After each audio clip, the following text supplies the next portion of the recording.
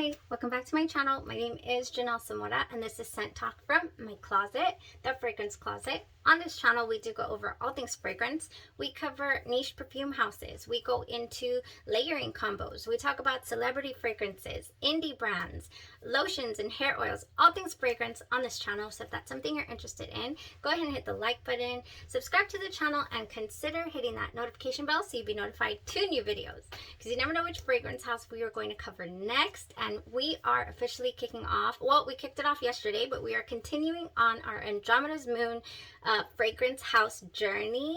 And thank you to everybody who's been suggesting what they would like for me to compare, because I absolutely love doing head-to-head wear tests and just finding out what these fragrances are all about. A lot of these fragrances I have here because I have just been genuinely very, very curious about how they smell. And this company really has a huge selection of fragrances that are not easily attainable, or they're really pricey. And what they do is they specialize in making and using uncut, organic and sustainably sourced perfume oils to make their eau de parfums. They do come in 5 ml. They have 3 ml sample sizes. You cannot see, they're not in the frame. 3 ml sample sizes here. And then they also have their 10 ml, their 15 ml, and their 30 ml. And I do not own currently a 60 ml fragrance from Andromeda's Moon. But hey, we're on the hunt. We're on the hunt. So far, I think I have a few videos up already. All last week, we focused on this house, and Poets of Berlin really stood out to me from the house and from Andromeda's Moon. And another favorite, surprising was, and especially going to be great for this hot weather we've been experiencing, was Byretto's Sundays. I just have to sing its praises. It was so interesting. So interesting. I highly recommend checking out those videos if it's your first time on the channel. All right, so let's get right into this, because we are going to compare today, not exactly, you know, a springy type fragrance, but it was still a really good fragrance. I've been so curious about it, and actually really surprised that I was able to not test it out at all until today. So interesting. I do have the original fragrance right here, a little decant. I scored in a swap, and then I have the Andromeda's Moon version. So I did wear it side by side today. And all I applied before I applied the fragrances was my Holy Grail FK Scentology's Arginine lotion oil, unscented. So got all the healing benefits in this lotion. It's what I use. It's what has just been keeping my skin super moisturized, and I just get very excited to apply that after the shower and, you know, head to toe with this awesome lotion. So I have several really I'm still super curious about several of these. And yeah, so I'll let you guys know the plan for tomorrow. Also, we're going to be spinning the wheel today. Spinning the wheel, I get super excited about that. We're going to be choosing a winner of 10 ml Andromeda's Moon selection, and all you guys had to do was tell me what your scent of the day was. I had a blast with that. I love hearing what people reach for daily. You know, I'm over here talking to myself about what I wore and how it performed and this and that. And I like to hear about what you guys like to wear on a daily. So that's really nice, really interesting. Y'all feel free to just drop those comments anytime you want, your scent of the day, so that we can all get accustomed to what everybody likes. and so that I know what you guys want to explore or have me explore with you guys. Okay, so that was that. BDK's Rouge Smoking. Not a springy type fragrance, but I had heard a lot about it being this, you know, really signature type fragrance, signature worthy type fragrance. And I was like, ooh, I like that. I like signature type worthy. So let's check it out. BDK's Rouge Smoking was released in 2018. It is an amber fragrance. And like I said, not very airy, not very floral, not very any of that. You know, I'm attracted to gourmands. Anytime that anything says that it's sweet, I get excited. Or vanilla as well. This has top notes of cherry, pink pepper, and bergamot, mid notes of black vanilla husk, heliotrope, and orange blossom, base notes of tonka bean, cashmere wood, white musk, and ambroxan, labdanum, and violet. So what do all these notes translate to? What did these give me on my skin? The opening here, you guys, is undeniable. The opening just is complete cherry cola. Cherry cola. That is what I got from this opening. And it's a sweet cherry cola. It is sweet. I wouldn't say it's fizzy. I didn't get any like a fizzy nuance from it. Oh, I don't have the opening on me. I did apply this fragrance at 7 a.m. There are quite a few reviews that talk about how this fragrance doesn't have the best longevity, that it's a really soft fragrance. I don't know if I might have oversprayed it. I got excited. I really enjoyed that opening, that sweetness, and you know, it was very creamy almost. So I went to town spraying it on this side. So maybe it's one of those fragrances you have to overspray to really enjoy, because this baby went from about 7 a.m. to about, I would give it to about 3, so that's a good 8-hour wear in the opening. And it's no longer on my skin, but it is still on my clothes, so it was able to hang on to clothes as well. Man, in this opening, like I said, you just get this cherry cola smell. It is such an interesting smell, because it just smells like you can drink it. Like, why am I spraying this on myself? It smells like I can drink it. So interesting. So very sweet, but you also get hit with that vanilla pretty much immediately. Now, in the heart of this wear, once it started to dry down and I was getting the whiffs of it, I kept getting like a powdery cosmetic. And you know, if you've been on the channel for any amount of time, you know that I like a good makeup-y powdery scent. I love when that comes out in a fragrance. I don't know why. I just adore it. It's so comforting to me. I think it just reminds me of when I was a little girl, and you know, story time a little bit, but you know, when my mother would be getting ready, and you know, back then the loose powders were really popular, with the little powder puff, and it had a smell to it. And it's just so nostalgic. So it just takes me back to when, like I said, my mother would get ready, and just great happy memories every time. You know, that's just, I think that's why. I think that's what it triggers in me. It's just a feeling of comfort, and just, you know, just so comforting. So maybe that's it. Maybe I've just pinpointed it. So that's what this gives me in the heart of the wear. And it just kind of off rotates between that powderiness and then this like almost this like root beer type smell. I get like a little bit of a root beer smell. So we went from cherry cola transforming into a root beer type smell, and not just any root beer, not a drinkable root beer. Now this root beer, since it has that little powder to it, I feel like it reminds me, and I might be aging myself here, but I feel like it reminds me of this candy that I used to eat. It's probably still around. I'll put it up here, but those bottle caps. I would always eat the root beer flavored bottle cap sitting there thinking, do I like this? Do I not like this? And I'm very confused by it. I still am, probably, if I were to taste it this day, be like, do I like this? Do I not like this? So that's exactly how I felt about the root beer feel that I'm getting from this fragrance. I was like, I don't know if I'm, you know, if I definitely enjoyed the cherry in the opening, but it is definitely fleeting. And so yeah, in the heart of the wear, that's what I got, and it did keep wafting up at me, and it was very comforting. So the perfumer behind this fragrance is Amélie Bourgeois, and I'll go ahead and pop it up here.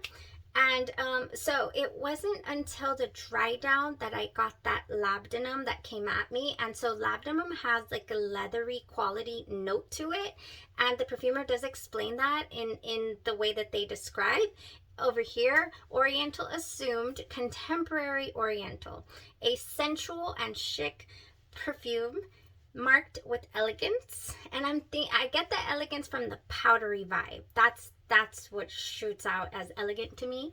Rouge Smoking is like sewn with silk filaments and precious leather. Musks, black vanilla, and tonka bean are the silk. Labdanum is the leather, and cherry and pepper reveals the red side of it. So this is a red juice. This fragrance is a really beautiful bottle. I'll put it up here, and it's just beautiful bottle, and it's red juice. So that's where the red kicks in, apparently. So the labdanum in the dry down, it's got a small leathery component, but it's not loud. It's not a very loud leather. Blended really beautifully. So like I said, I'm a little confused. I don't know if I would like to smell this every single day. I don't feel like it would be a signature fragrance for me. It also gave me, and I did not read this absolutely anywhere else. I don't know why it's coming across to me like this, but hypnotic poison is also what it gave me a little bit, and I just want to spray it really quick. However, this fragrance is very vanilla to me as well. Yeah, it just gave me a little bit of, it reminded me of hypnotic poison.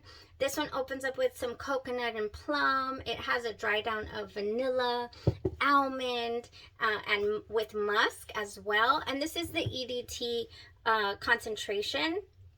Beautiful, beautiful bottle and a beautiful fragrance. So the hypnotic poison, I do feel like I could wear it on the daily. It has some sort of elegance to it as well. Really, really liked that one. However, the longevity on that one was pretty poor. Yeah, so that was that. So that's the hypnotic poison. Then we have, let's go ahead and talk about Rouge Smoking by Andromeda's Moon. Okay, so this fragrance, how did it come across to me? Did it smell like the original? Did it open up the same? The heart of the wear, all of that I'm about to tell you because I wore it on this side. I also applied it at 7 a.m. and it went the distance as well. But it went longer than the 8 hours. I still have it on my clothes. I still have it on my skin lightly, but let me tell you that the opening is different. The opening is not the same as the original. The original fragrance has that cherry cola, very sweet opening. What I got from Andromeda's Moon's version was not that. I get this going straight to the heart of it, straight to that root beer type smell, and I also like immediately smell the labdanum as well. Whereas this one took all the way to the dry down to get to that little labdanum base. I get that here. Yeah, I get that here pretty much immediately, and it stays throughout the whole wear. And it does get sweet when it gets to the dry down. You do get the sweetness to it, but it does not take you through the facets that the BDK Rouge Smoking original fragrance took me through. You know, initially with the cherry, and then with the root beer, you know, and then drying down, and then with that I don't know if it's the heliotrope or the violet. I believe it's the violet that's giving us that powdery nuance. I don't get that from Andromeda's Moon's version. So if you are not a fan of those powdery notes and they're, you know, those cosmetic type feel, and you don't appreciate that in your fragrance, then the Andromeda's Moon version is going to be for you. Yeah, so this one, like I said, it just gives me that a little bit heavier on the leather. So it's not as sweet as this fragrance, and it's definitely not a one-to-one here. And I would let you know. Oh man, this opened up just the same like cherry cola, and it, you know, it wore exactly the same. It did not. So I have a fragrance here that definitely resembles the original. In the heart of the wear, it does dry down to a sweet, nuanced fragrance, but that labdanum, like I said, is throughout the entire wear. That's what I got. But critiquing it, oh my door's just completely alone on its own, had I not smelled the original, it would also be like Do I like this? Do I not like this? I'm not sure. I'm not sure I want to smell like this on the daily. Yeah, it's definitely, I would say, like a delicacy of some sort. Like yeah, not an easy everyday fragrance for me. Either of them, the original nor Andromeda's Moon's version. All right. So there's a review. Definitely not one to one.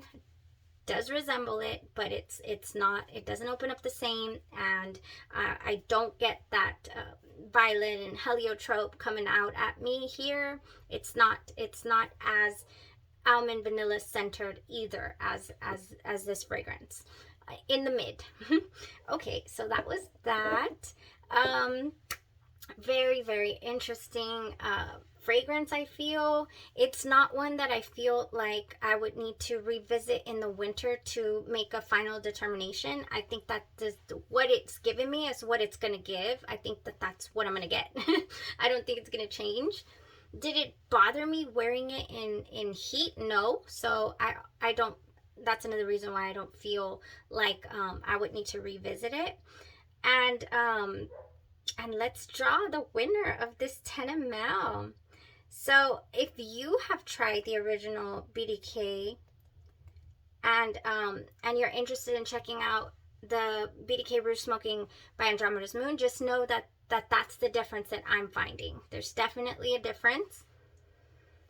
And it, yeah, just feels heavier on the labdanum.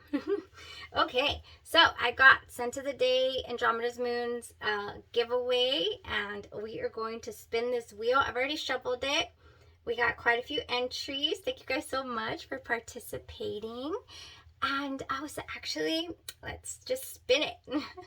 Let's spin it. 10 mLs or 2 5 mLs of your choice here for the winner. And the winner is Leandra Silva. Yay! Congratulations. I'll put your name up here. Congratulations. You're going to get to try out yourself some Andromeda's Moon.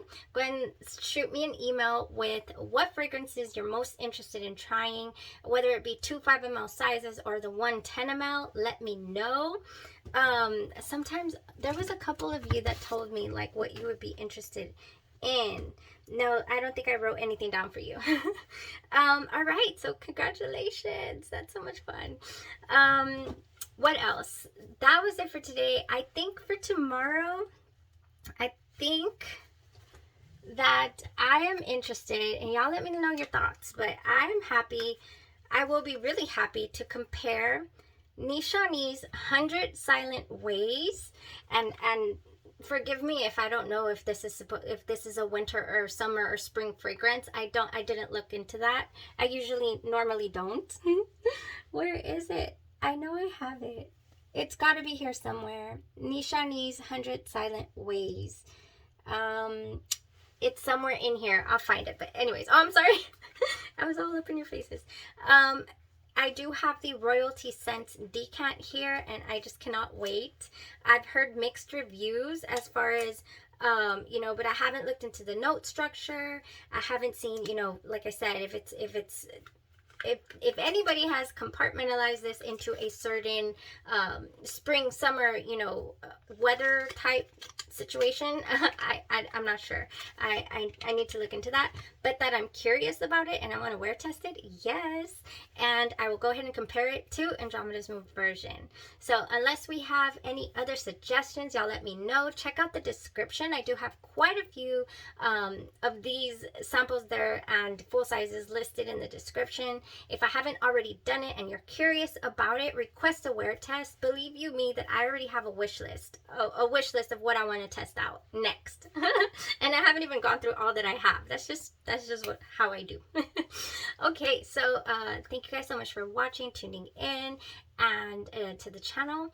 And there was one more thing I was going to tell you. I was going to say, oh, the code. We still have a savings code, so check out the description for the code so that you can utilize it and go ahead and order yourselves, you know, whatever you would like to try out. Thank you guys. You'll have a blessed rest of your evening, and stay safe. Thank you. Bye-bye.